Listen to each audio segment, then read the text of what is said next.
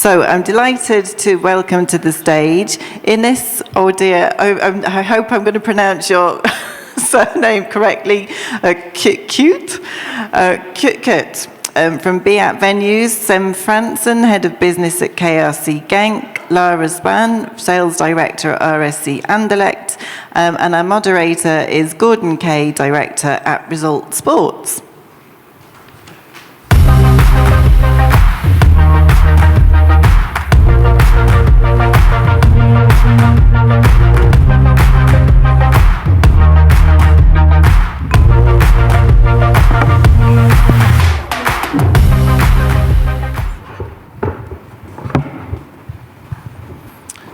Nothing like the graveyard shift, huh?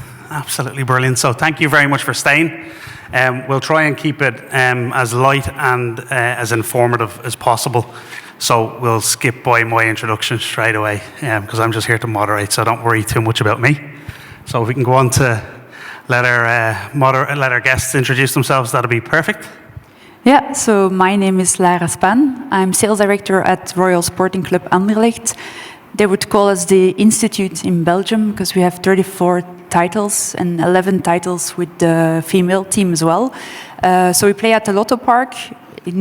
I hear a lot of venues here have both sports and non-sports activities. Our venue is solely used for football, so we couldn't even imagine doing something else on our golden field. So I think that's very important also to remember when we're talking about our tickets and how we optimize our revenue. Our capacity is 22,500 places, and 15% of our capacity is used for B2B seating, which would generate 50% of our revenue. So that's just some numbers on our club. My name is Innes. I am a account manager and also a VIP hospitality coordinator for BAT Venues. BAT Venues, we have 7 locations that we manage. 3 of them are theaters and 4 of them are arenas. We focus mainly on concerts, but we do also host sporting events. Our biggest venue is Sport Palace, which will get a new name soon because we just have found a name sponsor, and it holds up to 23,000 people. Good afternoon or evening already. I'm the head of business of KRC Genk. For those who are not into football, we are a relatively young Belgian football club. We exist 35 years at this moment. Like Lara said, they have 34 national titles. We only exist one year more, 35 years at this moment, but we are proud to have qualified for European competition 18 times. We have 23,000 seats in our, actually 22,500, but Lara said the same, so I wanted to beat. No, it's nice to see the dynamics between Anderlecht, who is the institute in Belgium, 35 league titles, and a relatively new top club who already won 4 national titles in the last 25 years as well. So I'm looking forward to have this panel discussion. Thank you very much. So although I skipped by my own introduction, I want to give some context to how I've ended up moderating today. So if we go back to 2017, I worked with Celtic Football Club. I did 9 years at Celtic as head of business development sponsorship. I've also worked with Burnley on the commercial side. And when you play in Europe, you go to visit the clubs you play. And when we do there, you maybe do an exchange of ideas with some staff from the other clubs and so on. And I know a lot of venues do the same thing here. So I constantly remind Lara that Celtic won that night 2-0, which was fantastic. But I got to spend time with their business guys, and we had all the same problems. We could identify the days when our staff were going to burst into tears because of spreadsheets and transactional problems. And we both had pressure to try and generate more revenue. And we had a conversation with a couple of tech guys who are trying to evolve SAP to be a proper B2B solution. And that's kind of spun on to become XPO, which is the company that kind of have us all in common here in terms of the product. So that's the kind of background. The questions on the panel are based on my experience, not my current role and my current job, but my time at football clubs and the challenges that brings. So Lara talked about 7 different locations. Could you maybe just give a bit more of a view on the size of the operation and what you do there? Yeah, my pleasure. I always wonder if you would tell the same story if you would have lost that game, but... We lost the return leg, and I don't mention that too often, but yeah, there you go. So indeed, if we take a step back, business is really important for us as a club.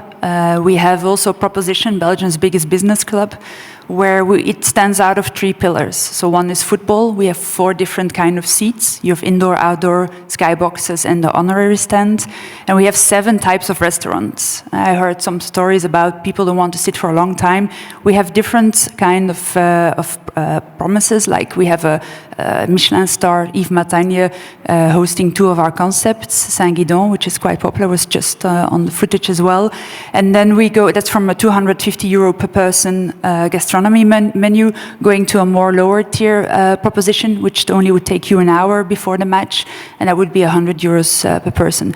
It's very popular. We have about 1,200 people eating every game. So it's really, really part of our proposition. It's what Belgians like to do. They like to have very nice food.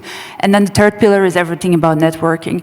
But the complexity we add is that with the 4 seating options you have and the 7 restaurants going whole around the stadium, depending on where you sit and where you want to eat, you have to enter a different gate. So that's impossible to do that on a manual basis. So that's where a platform really is needed in order, if you just go onto a portal, you decide, I want to sit there, I want to eat that, then automatically your ticket gets printed and it says all the technical details, and we have to do nothing from a sales perspective. Like, just even that very simple thing of being able to make a decision, which was touched on in the last panel. People want to do things their own way. The very simple thing of being able to go, I want to sit there and I want to eat that. Like, even now, across the majority of Premier League clubs that I deal with, clubs in the SVBL, they can't even consider that. So is that what drove that decision for you guys, and how beneficial is it for you and your kind of clients? Yeah, it's really, we like to have the option in Belgium and also to decide on the first-hand budget and also proposition. If you're having a top-tier client you want to invite to a game, then you want to go to a different restaurant, and you don't want to have a whole year the same restaurant concept. So you want that flexibility, and that's what we offer in our proposition. Okay, so for clients who you don't like, you give them the basic package, and for the ones you really want to milk for more money, you give them the really good stuff. Yeah, they can Perfect. Love it. Choose. Absolutely love it. Sem, I think Genk do things slightly differently. Yes. We have a slightly different approach, also due to infrastructural reasons. We don't have the possibility yet to host 7 restaurants in our stadium. We also have an average of 1,100 dinners every game, but it's only one 3-course menu. Everybody has to eat the same menu, and that's a difficult thing to change due to infrastructure. So we're also thinking about creating ways to diversify our possibilities. And so can you maybe expand on the kind of challenges of that, having that kind of fixed structure around hospitality, and maybe how you overcome some of those, or how you address them in terms of driving additional revenues? Yeah, because when you only have one solution, you can only push on the volume. We try to diversify. At this moment, there are a few possibilities. We have a sushi table as well, but it's only with the possibility of 50 persons, so it's not a large scale. But we try to really use the platform that you see on the screen right now to really create some cross-selling and upselling. Or business partners or business members, business club members, are the most fortunate, the most rich people of our business community, of our fan community, and they don't usually have they don't make the switch in their head to buy merchandise, so we make merchandise and everything very accessible through the platform, also for our business community, to create in that way some cross-selling and some upselling there as well. Yeah, I think it's when it comes to hospitality, like the very idea of creating a VIP package that's quite expensive. You do that because people can afford it, and people are willing to spend that money, and so they're probably your richest clients. And then you make a strategic decision to not ask them for more money, by packaging everything into a restrictive package. So the other idea of being able to place an offer and then go, well, actually, do you want to go for, I don't know, Paul Roger champagne instead of Tattinger or something? Yeah, we do that as well. You can upgrade your wine package, your champagne package. Like Lara said, Belgians, food and beverage is the holy grail. We like to eat, we like to drink, and we like to see football. So those three ingredients we can offer.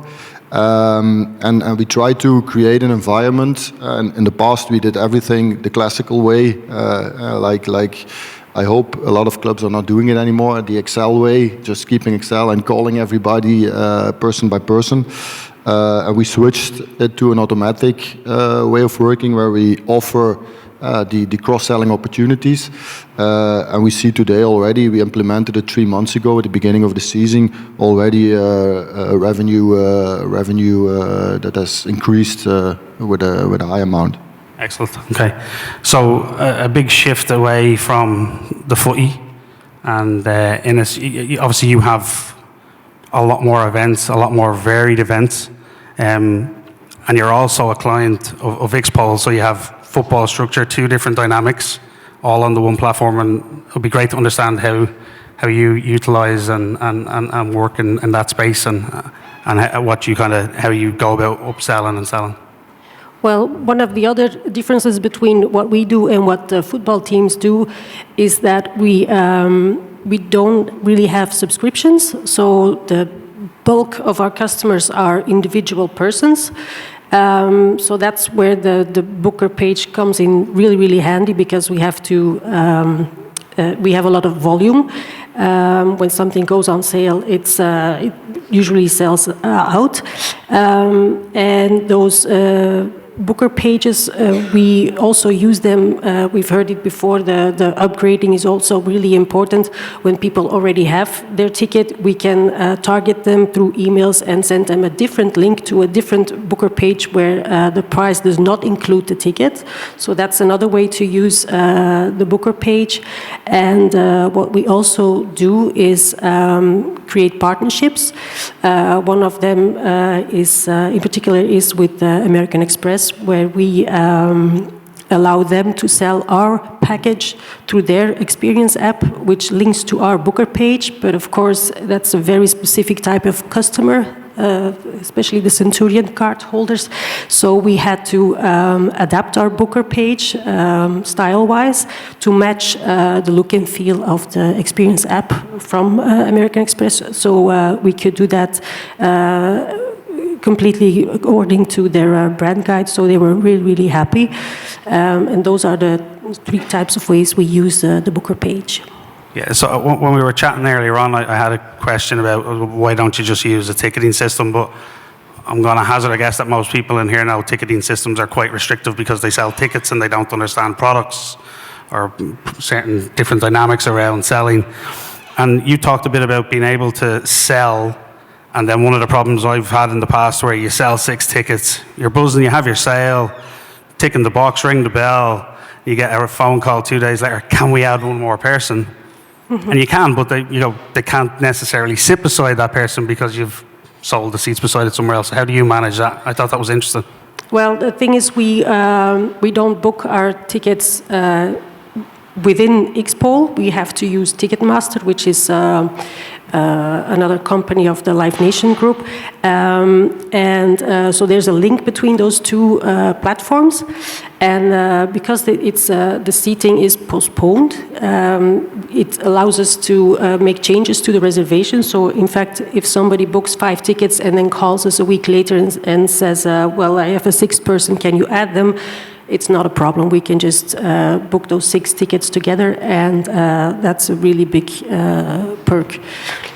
Brilliant. So I had other questions written down, but some of the topics earlier on where they looked at like how you actually sell tickets and how you sell VIP tickets, and it made me think of a bit like ticket resellers. There was a presentation earlier on, and I remember when I was at Burnley, I was approached by the likes of Seat Unique, and for me, the resellers are just better marketeers.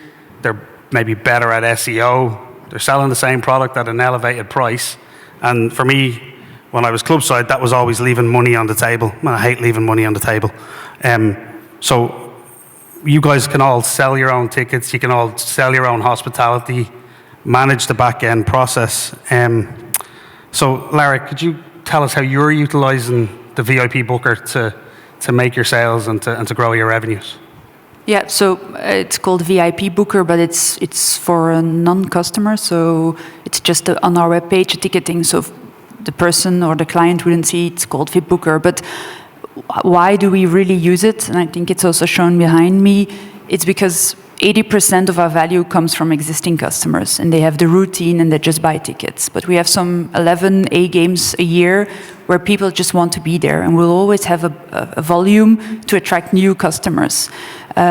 What are the advantages of this booker is the fact that they will prepay. So because we do not have a connection with the client will already have paid before entering the stadium, which is opposite to our existing clients. So I know also at Genk, I think everyone who enters hasn't paid yet for the meal, which was weird for me when I came into football to think about that. But here, a new client will make a profile, buy tickets, everything goes automatically. So we'll get the tickets in the inbox.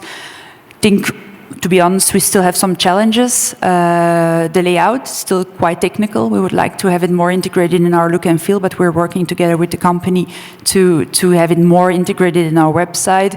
And also, you think, okay, it's automated, we can completely trust the process, but in reality, you always have to do a quick follow-up. Either it ends up in the spam and they say, yeah, I've paid for it, but I didn't get it. So it's still a little bit of manual process behind it. But why is it really good? Because people who want to have an impulse buying, people want to celebrate their birthday, don't want to go through the whole business, sending an email, getting a call, and then booking. So this is just a very easy way. It's not a big percentage today of our revenue, but it's the only way to get in those people wanting to be there, wanting to pay for it, and then it's also a real good lead captation tool. I think it was maybe Paul earlier on that mentioned that, it's the automation, it's the technology that then facilitates that phone call. Because you have all that automated, your staff have time to actually go and deal with people face to face or on the phone. Indeed, yeah. Indeed, and this is easy win. They find their way to your website and go from awareness to conversion in just one click. So, Innes, again, this was just discovered about an hour ago for me anyway.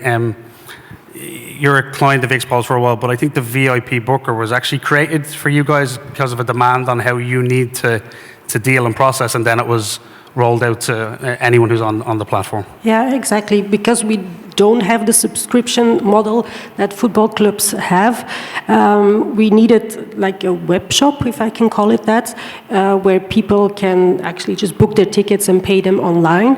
I forgot to mention earlier the Booker page. The way people get there, we have a couple of channels. First of all, we have our own venue websites, of course. But we also are allowed to put a link on the Ticketmaster website. So there's different ways for people to find it, and it was actually really weird for us when we had the first meetings with Xpulse that there wasn't a booker, because for us it was normal that people would go online and book their tickets. Yeah. So we're very happy that they quickly came up with the booker page. Very good. Sem, anything else that you do sell products-wise? How do you utilize the booker? Yeah, we started like 2 seasons ago. We made the switch from being a seat holder, I don't know, is it an English word? Seat holder, business seat holder at the club, to being a member of the KRC Genk business community. And being the seat is a part of the membership, but you also get 12 exclusive network events. It's a business breakfast with the players. It's an evening with the board of directors. We have 12. It's a padel tournament. It's really a broad range of activities. And by being being a member of the club, you're also part of.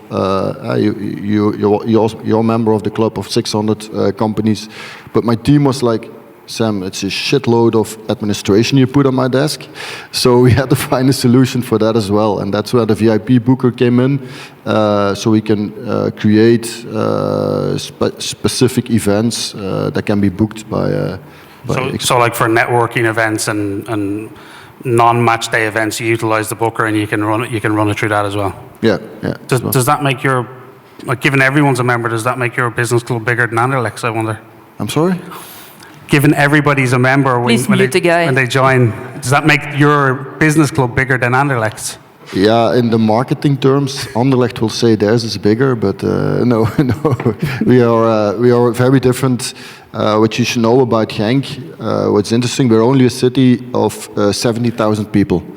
So it's a very small city, and we have to fill a stadium of 23,000 capacity every 2 weeks. So it's a different way of working than in Anderlecht, which is the Institute of Belgian Football. It's a different dynamic, I think, and it both has its charms. Let's say it that way. Yeah, I think the advantage of Anderlecht is the fact that it's also in the center of our country. It has a long history, a lot of European titles. But I always say Genk is everyone's second favorite club. They have you have a sympathy for Genk. So I just wanted to add on the VIP-boeker that we've been using Xpol for quite some while, and it's only this first year that we've also used it for our networking events. And what I like about this is also you can follow up on who subscribed, who attended. It sounds all quite logical, but it's really a good way to really feed into the full system in order to do your segmented communication as well. Follow-up mail, thanks you were there, and then straight away link to the next game, and in order for them to be there and book their catering already. Okay, so I'm going to interrupt you one time. He's also going to give a compliment about that. No. Yeah, you see in the back the short film of our gin we produced, because we had a lot of gifts to give as a club. We never knew what to give, so we went with a local brand. We made a personalized gin with the coal mine history, which is introduced into the bottle, and that's also the competition. The league ends in the 2nd of June. In this very late in Belgium, and we had a business partner network closing event the 16th of June, and in between we had to implement Xpol because we finished it. So I said I want to sell the gin at the first, so I put a little bit of pressure, but in the end everything worked fine, and the first bottles of gin were sold by a VIP-boeker. Yeah, I mean, and even that, I think, because it's Xpol is a base platform that is then adapted for each individual client, means that I suppose setup time is 4 months is phenomenal, because we've been to seminars where we've had big Premier League clubs talking about trying to get to the stuff you guys have been doing for 5-6 years, and it's on their roadmap for a year or two ahead. So to hear that you've done that in 4 months is pretty impressive stuff. Despite that being the second favourite club, you're also my third favourite guest here this evening. However, third. Yeah, don't mock the Irish accent. You're in Ireland now, pal. Yeah, third. However, if I get a bottle of Scavo, big man, that will move you up the list. Yeah, okay. That will move you up the list. I would be number one, eh? Per bottle, I move up one place. Yeah, I can. Just to be clear, I can absolutely be bought with drink, no doubt about it. Ask my wife; it's how she got me. There you go. So, back to football, because you don't have season ticket holders, and they are a phenomenal revenue stream and the bane of most football clubs' lives, because when you get that kind of win in the last 16, or maybe you've progressed in Europe and everybody's buzzing, and then you're doing your debrief at 1:30 in the morning on day 6, somebody in the commercial department like me is going, when are we going on sale? When are we going on sale for the next batch? How are we going to get that through? I believe for B2B clients, you use the booker as well to do that. So could you maybe talk us a little bit through the challenges of that and how quickly you can turn things around? So you're referring to European matches being... Yes, 2017, 2-0. Excuse me? 2017, 2-0. We beat just 2-0. Well, no, if you're if you're doing a European match or a Yeah. cup draw. So for me, like taking a commercial standpoint, when I'm leaving the football ground, when we're 2-0 up, we've won a match, that's the probably best time to ask me for money, because I'm absolutely buzzing. I'm loving. My son's saying, "Oh, when are we going back, Dad?" You know, all that kind of good stuff. So, but for a lot of clubs, I think it's 3 days, 4 days, 5 days. They have to get through the process. So how do you guys manage that? Yeah, I think, so I'm also responsible for B2C ticketing. We have someone there who has been working there for years. So we have all these models in pricing, because that's actually the most difficult, because you don't know upfront who will be your competitor. So we have our lists ready, and then it's actually just one click. The goal we have for our B2B clients, so the complexity we have actually is the fact that we have half of our clients have European included, so they just can go to the next match without paying extra, but then half of the clients buy extra tickets or buy their seats. And so they have a period of 1 week where they can say, okay, I'm buying my seat for the next European game. If not, then we will take them back and sell them to other people. So we upload it in the system, and we just send them an email, and they just, with one click, like the gastronomy option, they can buy their seats. This saves us a lot of time and follow up as well in having to call the people, getting the frustration, I thought it was already in my pack. It's very easy in communication, and we can focus on all the other experiences around it. And so one other question, that if I have the right to buy, so it's not in my package, but I get the option to buy it, is the dynamic still there where I can get a better hospitality package because it's, I don't know, a big club like Celtic coming, or? Yeah, so that's, you have the right to buy and also 10% discount, and you will also be the first to be able to subscribe to the gastronomy concepts. Okay, really good, really good. And yeah, Genk is not far from Dortmund, so Yeah. I went to see the game last week. It Yeah. was 7-1, no? Yeah, if you've ever been to Dortmund, it's a bit like Motherwell or Crumlin for people from Dublin. It's not great. Bad results as well. So on the European stuff, how do you guys? You're quite new. Have you looked to use the Booker yet for that kind of dynamic? And how will you use it, given you've kind of got a rigid structure around your hospitality at the moment? Yeah, like if you've heard it all day, I think everybody wants to create a fan experience, if it's for the B2C fan, B2B fan experience with an optimal customer journey, with top experience, and yeah, that's where Xpol facilitates us. It's a very automated process. It saves us a lot of administration in the back, and it's a clear process and it's a clear outcome for our fans. And in the end, what we want to do is first attract them to come to see the games. We have a loyal fan base, a loyal business club, but we're also everybody's second favorite club who doesn't support Genk. If another top club doesn't win the prize, they all say, okay, if Anderlecht doesn't win it, an Anderlecht supporter will never say, let Bruges take it. They will say, okay, if it's Genk, it's okay. So how can we attract those possible fans or sympathize, I don't know the word, possible fans as well, and how can we make them come as early as possible, let them leave as late as possible, in the meantime have a top experience, and in the end spend as much money as possible when they are in our venue. That's where I think Xpol today has a very important role for us.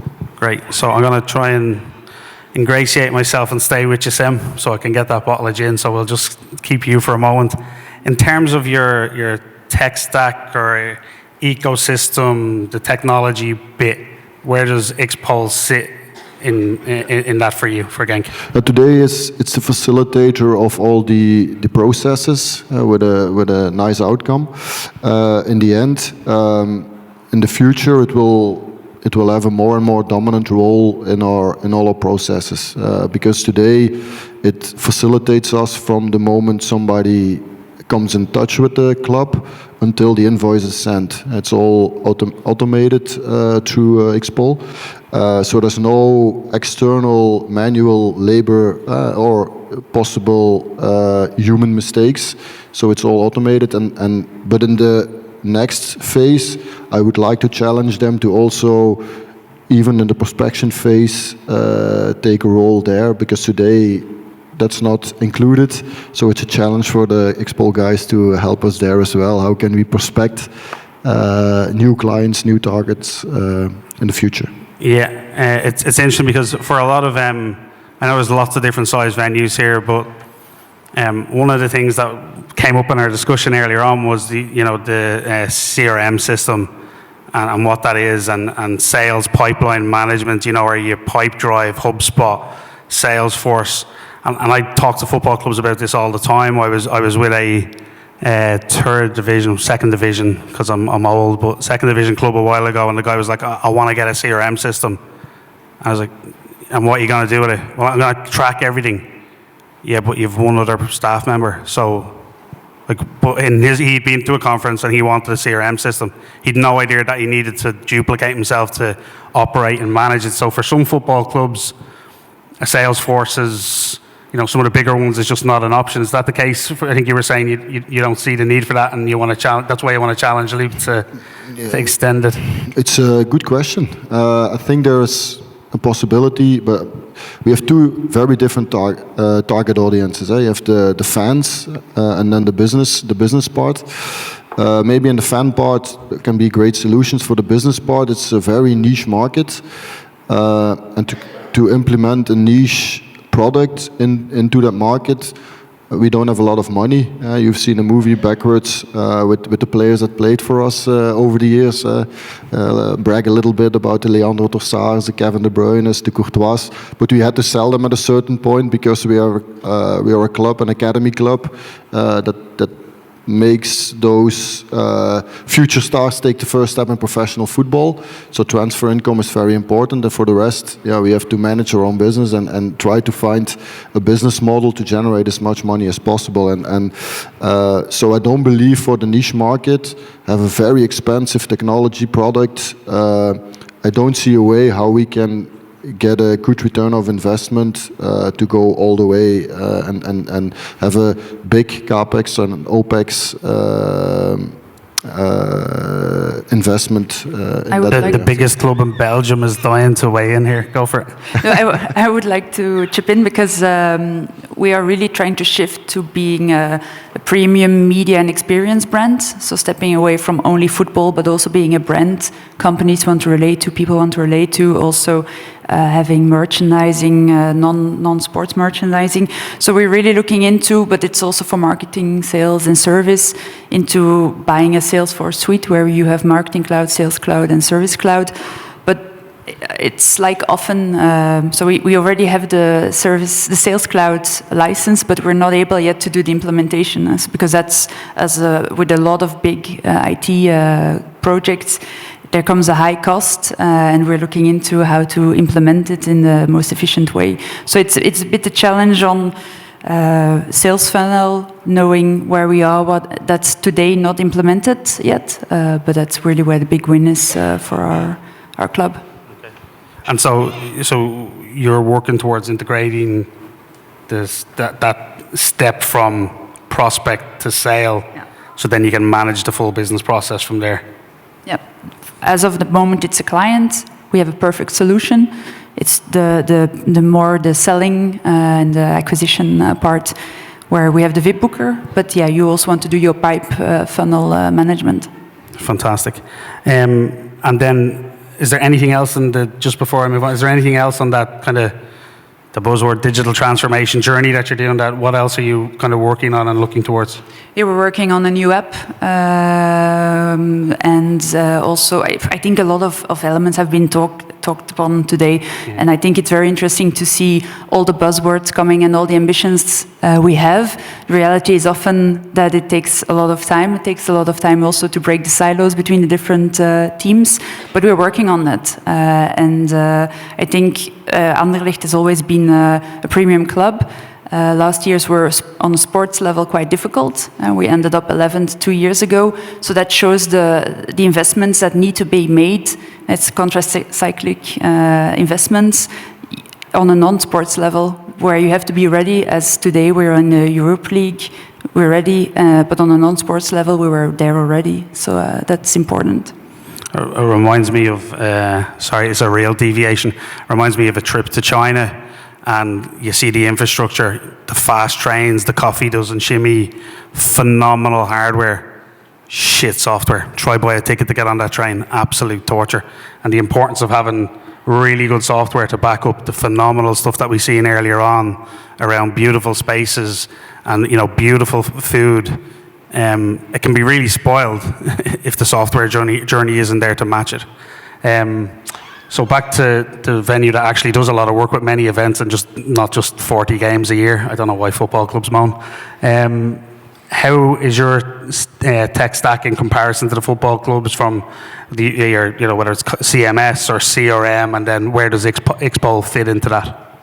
Well, here also there's a big difference that operating 7 venues means we have about 700 events per year that all need to be monitored email-wise. All those people that buy tickets need to get the right email at the right time. So that's where Salesforce comes in. Marketing Cloud is used for that, but it's for now it's used mainly for operational purposes, because it functions as our calendar, which feeds different applications, and it doesn't really function as a sales apparatus at the moment. So that's where Xpol comes in for us, and Xpol actually gets fed the data from Salesforce, so we can put our VIP packages on sale. Okay, very good. Brilliant.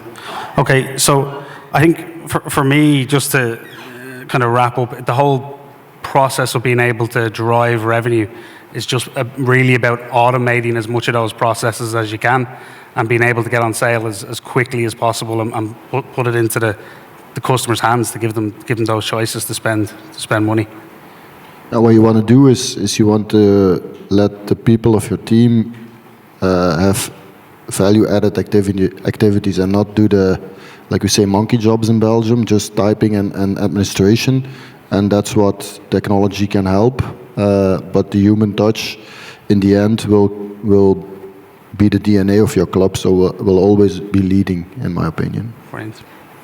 Any other comments from? Well, I speaking of monkey jobs, I remember a time when I was the monkey in our company. We all were at one point, yeah.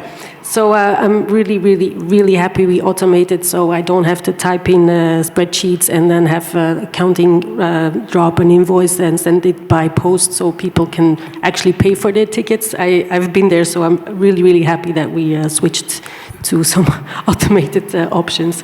Yeah, it actually that's just triggered a memory from back in 2017 when we won 2-0. The guys at Anderlecht had basically said that when, and I'd experienced as well, you get a phone call on a Thursday, Jim really well, he buys lots of tickets, he's a great client, and he just wants 2 more.